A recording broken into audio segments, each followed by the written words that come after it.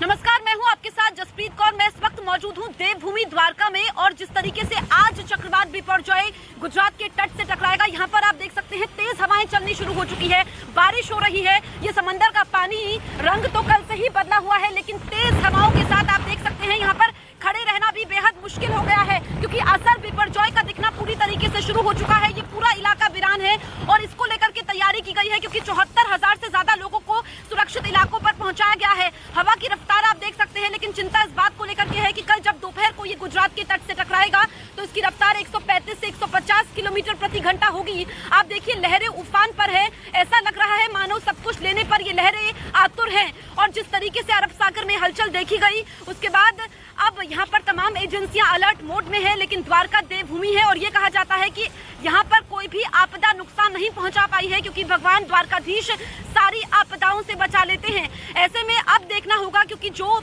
यहाँ पर एडवाइजरी थी कि क्या तूफान ने अपनी दिशा बदली है, लेकिन अगर वो जकाऊ से टकराएगा, जो कि बताया जा रहा है कच्छ में, लेकिन इसका असर यहाँ पर है। आप देख सकते हैं किस तरीके से यहाँ पर ये बोर्ड हिल रहा है, यहाँ पर खड़े होना बेहद मुश्किल हो रहा है, क्योंकि हवा की रफ्तार काफी ज्यादा है और यहाँ पर भयंकर हवाएं चल रही हैं, जैसा कि असर है।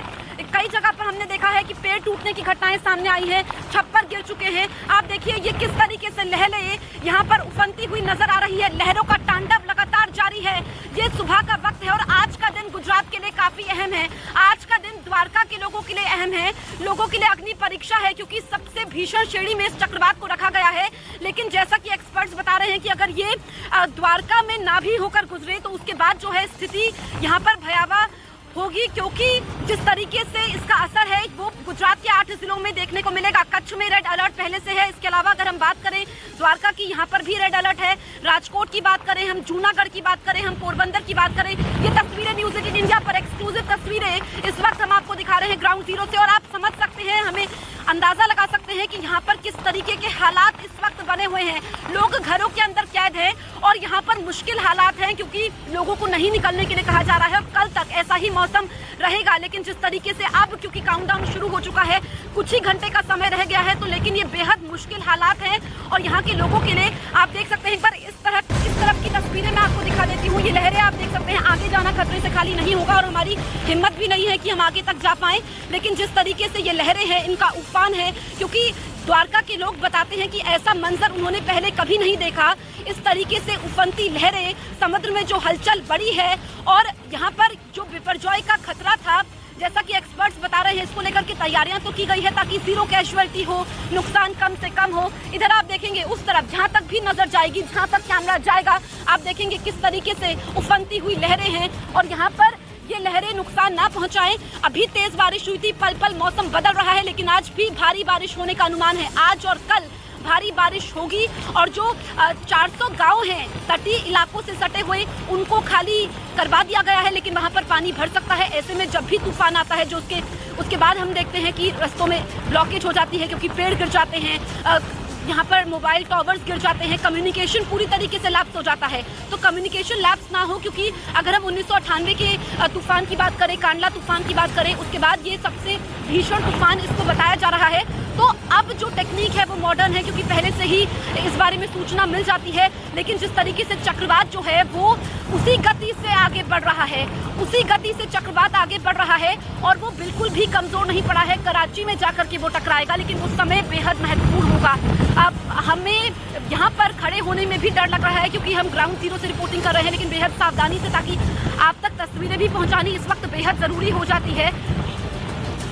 और हमारी सहयोगी भी, तमाम सहयोगी इस वक्त हमारे साथ बने हुए हैं। हम अनुपमा के पास चलते हैं। अनुपमा, द्वारका में तो असर दिखना शुरू हो चुका है, आप बताइए, आप मांडवी में मौजूद हैं, वहां पर इस वक्त क्या हालात हैं?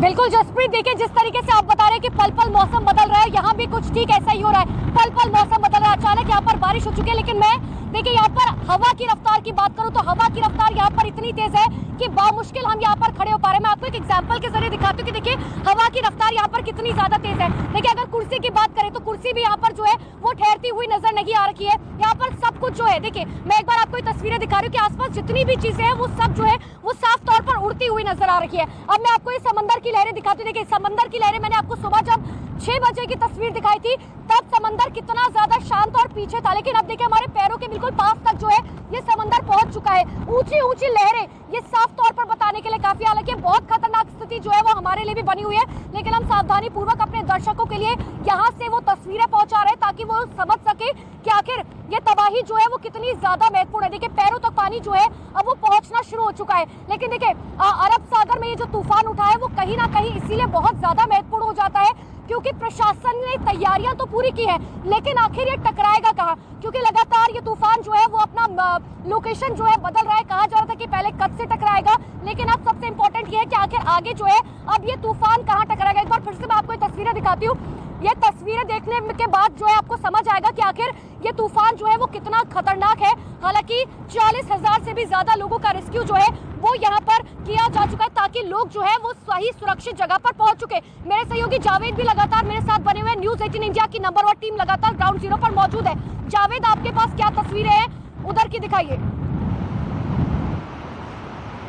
देखिए मांडवी में ही हमारी मौजूदगी है और आज लगभग तीसरा दिन है। न्यूज़ 18 इंडिया लगातार सावधानी और बेहद संवेदनशीलता से इस साइक्लोन की रिपोर्टिंग कर रहा है। मांडवी बीच पे जो आज हम देख पा रहे हैं ना, पिछले 2 दिन के मुकाबले तो आज स्थिति कुछ अलग नजर आ रही है क्योंकि आज ही के दिन साइक्लोन हिट करेगा, बिपोर जो हिट करेगा। आप जरा तस्वीर देखिए, ये हम समंदर की तस्वीर आपको दिखा रहे हैं और आज जो लहरें हैं वो और दिन के मुकाबले अलग तरह का रूप ले रही हैं क्योंकि आज शाम को ही जो साइक्लोन है उसको हिट करना है और उससे पहले जो हवाओं की स्पीड है वो भी बढ़ती हुई नजर आ रही है। देखिए मांडवी में हम अगर आपको बताएं, मांडवी शहरी इलाका है, यहाँ सबसे ज़्यादा नज़र इस बात के लिए है क्योंकि एनडीआरएफ की 4 टीमें कच्छ ज़िले में मौजूद हैं, मांडवी में भी 1 टीम मौजूद है और जो आसपास के 20 गांव हैं यहाँ से खाली करा लिए गए हैं क्योंकि साइक्लोन में सबसे ज़्यादा जो असर है वो ये कि किसी की जानी नुकसान ना हो, यही देखते हुए लोगों को सुरक्षित ठिकानों पर शिफ्ट किया गया। कल हमने खुद देखा कि एनडीआरएफ जगह जगह जाकर मुनादी कर रही है, लोगों को आगाह कर रही है कि साइक्लोन के वक्त घर जो निचले इलाके हैं वहाँ ना रहें और उस वक्त खाने पीने का भरपूर सामान अपने पास रखें। तो ऐसी सलाह लगातार दी जा रही है, लेकिन अब जब शाम के वक्त उसको हिट करना है उस वक्त किस तरह की स्थिति बनेगी वो भी हम अपने दर्शकों को दिखाएंगे, लेकिन हम लगातार दिखा रहे हैं। देखिए पानी का जो दायरा है वो लगातार आज भी आगे बढ़ रहा है, तो इंतजार है कि शाम का कि क्या स्थिति होगी। ठीक है जावेद, यहाँ पर स्थिति भयावह है क्योंकि हम लोग ग्राउंड जीरो पर मौजूद हैं, जहाँ पर तूफान टकराएगा वहां से हम आपको लाइव रिपोर्ट्स दिखा रहे हैं। मेरे सहयोगी जनक बने हुए हैं। जनक, आप बताइए क्या कमजोर पड़ा है तूफान, किस दिशा से आगे बढ़ रहा है, कहाँ पर इसका लैंडफॉल होगा, क्योंकि द्वारका में तो असर दिख रहा है। जसप्रीत, अभी भी देखिए कमजोर नहीं हुआ है तूफान, अभी भी जो